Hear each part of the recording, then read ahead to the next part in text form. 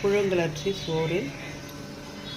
இது வெங்காயம் பூண்டு போட்ட மசால் வடை. பழம். இது சாமிக்கு நைவேத்தியம் பச்சரிசி சோறு.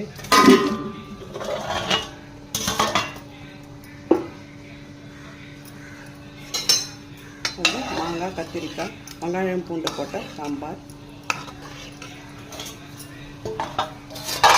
இது சாமிக்கு நைவேத்தியம் வெங்காயம் பூண்டு போடாத கத்திரிக்காய் முருங்கைக்காய் போட்ட சாம்பார்.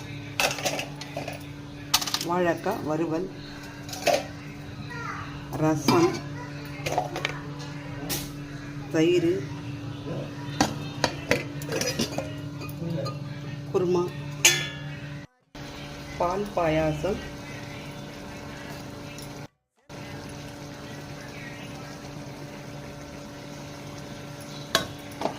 மாங்காய் பச்சடி, மாங்காய் வெல்லம் போட்ட பச்சடி.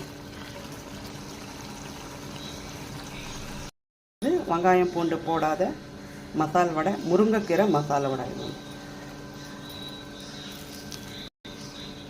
முருங்கைக்கீரை போட்ட மசாலா வடை.